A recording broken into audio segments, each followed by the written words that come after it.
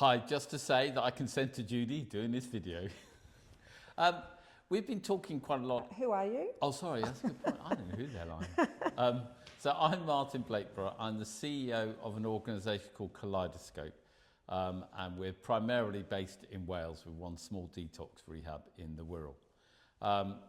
And today we've had a really interesting conversation that's ranged from politics to healthcare to, a whole range of different and interesting issues. I suppose some of the differences are always interesting. And if we look at, say, for example, the UK, what's different about England, Scotland, Wales, Northern Ireland is that we have some issues that are devolved. So it means that devolved powers means that effectively in Wales, we decide a lot to do with drug policy, but we don't have ultimate say. So there is bits where there is a restriction. So the Drugs Act, which was founded in 1971, applies right across the UK. But in Wales, we see drugs as a health issue rather than a criminal justice issue, which is seen in England. I think also the advantage of a smaller government is your access to them. And I think that's really, really key. The problem is if you're in England, which is a population of 55 million, it's quite difficult to talk to your local politician because they're up in London most of the time. Where in Wales, having devolved power, we have more ability to talk to people.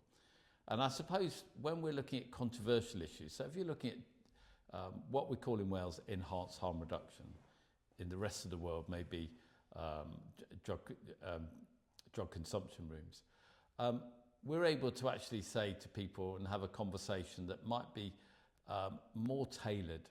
So when I'm having that conversation, I'm looking at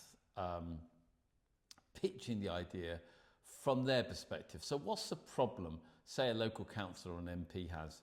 What's being represented in their mailbox? One of the problems that they will have with drugs is, for example, drug paraphernalia being left in and around parks or in the town. And my attitude with that is very much about talking to them about, okay, how can we be part of that solution? How can we be part of the problem? How can we solve some of the problem? We've got a needle syringe exchange with homeless people. What do you want us to do? Do you want us to give them a needle and they carry on injecting on the street? Or maybe it would be better for them to inject in our local facility. And again, that emphasis on what a lot of people worry about with drug consumption spaces is it acts as a magnet to everyone around that city. And I suppose our version, listening to people, is saying, let's try and keep it small, let's try and keep it local. So you add on to a needle syringe exchange.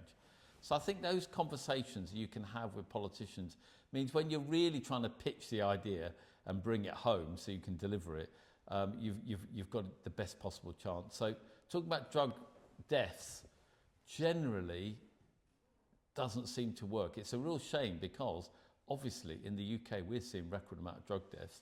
In Scotland they've just published 12% increase, but it doesn't seem to really impact on the politicians.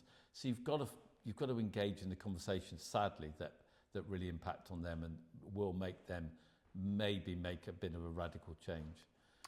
Martin, that's great, thank you. And I also would like you to explain the difference between recovery and discovery. Yes. Okay, so one of the issues that has always bothered me is this term of recovery. And it's probably because I might have been steeped in a harm reduction world.